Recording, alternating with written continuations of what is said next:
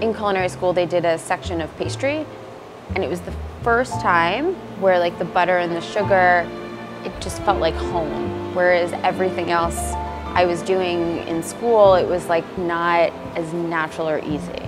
So in the end, I guess it found me. I didn't really have a choice.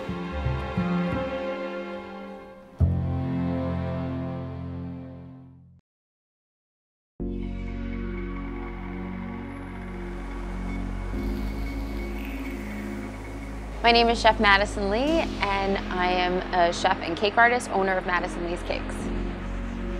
My dad owns a bakery, and then my mom was always baking in the house. I grew up with it. Piping bag in hand was always completely natural. What I do here is so different from like what my dad does. It's probably more what my mom always dreamed of doing, but I don't think anyone really knows how much work it actually is to get the cakes out on time and really make them. The process starts anywhere from a year to 6 months in advance. The couples taste, I build in styrofoam so that they can physically see it. I've learned their whole story, how they met, how they got engaged. I get on my iPad and I start sketching. Sometimes it's easy where they're looking for something that matches the florals and things like that. And then there's other times where they really don't know that I have to dig deeper and figure out like what their aesthetic is. It's not just even about them or just about me. It's actually about us together and creating something that represents them. So I would tell them to like leave their Pinterest things at home and just like enjoy it. Like you got enough stress with planning a wedding. Like have the cake be cake. Cake is meant to put a smile on your face and enjoy.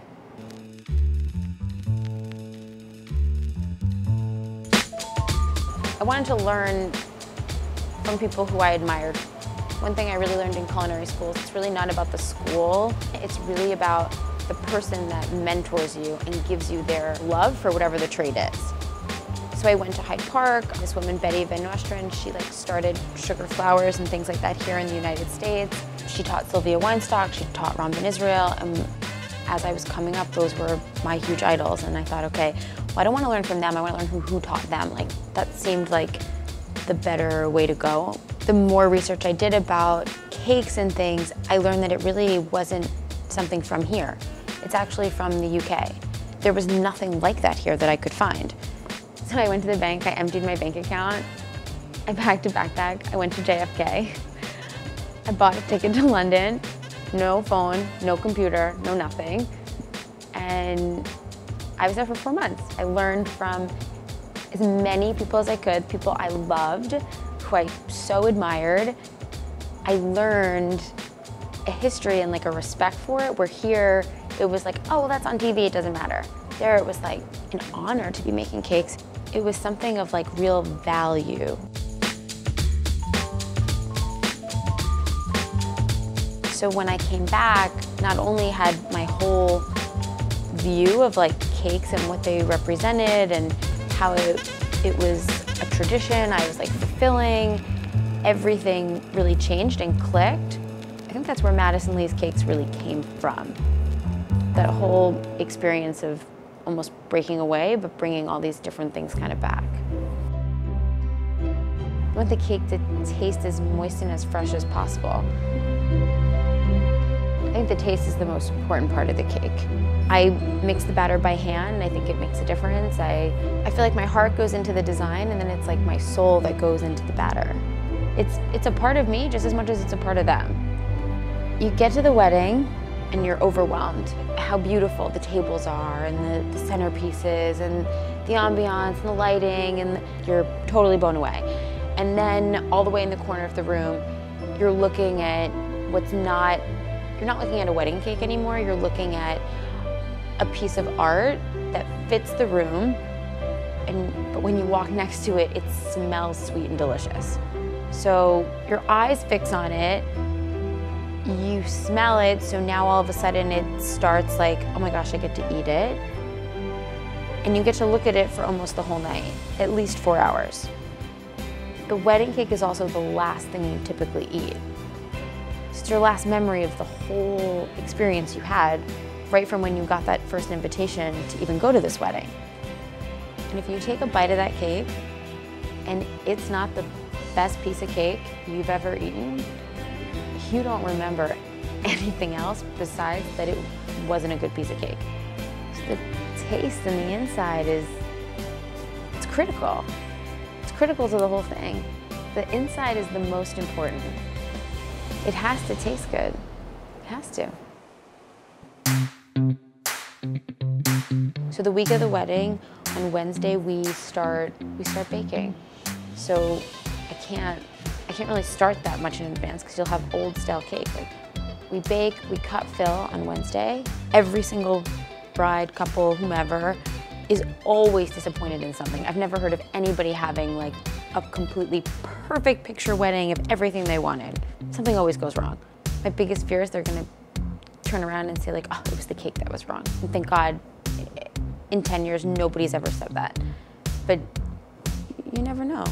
I'm learning to be confident with it, that I should be more forthcoming that I'm 31 and that I've had the company for so long and that I've done so much. I mean, I want to keep evolving and growing, so to be the best is to almost be stagnant. Friday's the toughest day.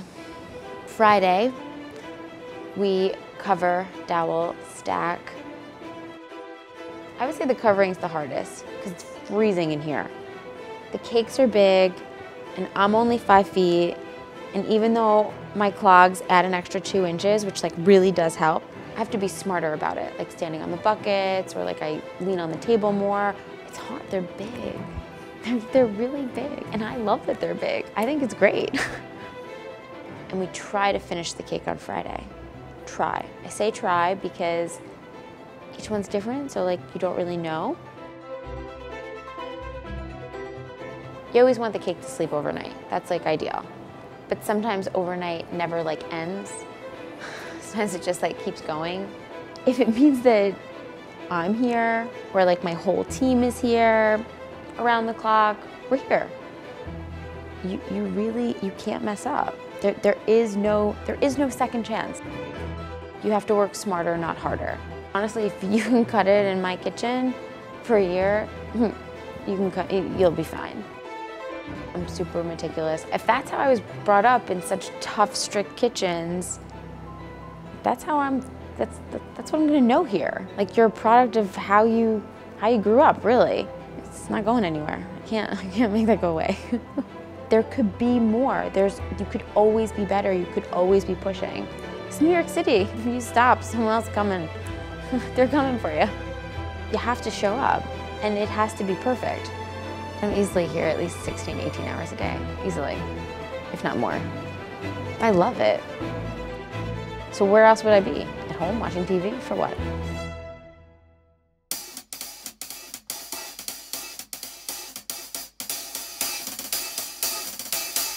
You should feel more. You should feel it. You should put your heart into it because you're creating something for someone's wedding day. It's a day that they'll never forget, and it's an honor to be a part of the celebration. That's probably the biggest virtue, I would say. As you're in it, you don't realize that each step is like one step closer to this thing that comes together like so fast. It comes together just as fast as like they cut it and eat it. It's done when I say it's done. I don't care what was on the sketch. I don't care what was talked about in an email or on a phone call. It's when I think it looks like a completed work. And then it's a piece of art at the wedding. Like, I know the inside's great, but it has to look appropriate and right, and that's my art.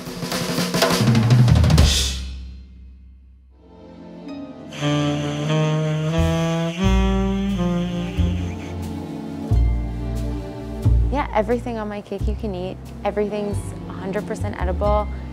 Everything's made by hand, one petal at a time, painted individually.